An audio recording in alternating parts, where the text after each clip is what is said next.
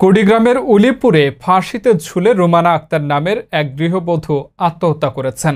ঘটনাটি ঘটেছে রোববার 18 আগস্ট দক্ষিণ খামার বজরা বীরপাড়া এলাকায়। এদিকে নাবালিকা গৃহবধূর আত্মহত্যার ঘটনায় ধূম্রজাল সৃষ্টি হয়েছে। পুলিশ ও এলাকাবাসী সূত্রে জানা গেছে, উপজেলার গুনাইগাছ ইউনিয়নের গৌরী বল্লভ এলাকার রবিউল ইসলামের ৮ম শ্রেণীতে পড়ুয়া কন্যা রুমানা আক্তার এর সাথে পার্শ্ববর্তী বজরা ইউনিয়নের দক্ষিণ খামার বজরা বীরপাড়া এলাকার মমিনুল বীরের ছেলে রানা বীর এর সাথে প্রায় ৭ মাস পূর্বে বিবাহ হয়। রোববার দুপুরে রুমানার শাশুড়ি বাহির থেকে এসে ঘরের দরজা বন্ধ দেখতে পান। এরপর ডাকাডাকি করে কোনো সাড়া না পেয়ে জানালা দিয়ে দেখতে পান শয়ন ঘরের আড়ার সাথে রশি দিয়ে গলায় ফাঁস লাগিয়ে গৃহবধূ ঝুলে আছেন।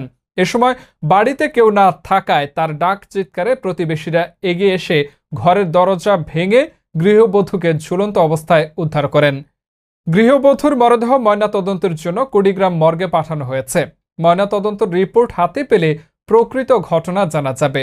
এই ঘটনায় প্রাথমিকভাবে একটি ইউডি মামলা দায়ের করা হয়েছে।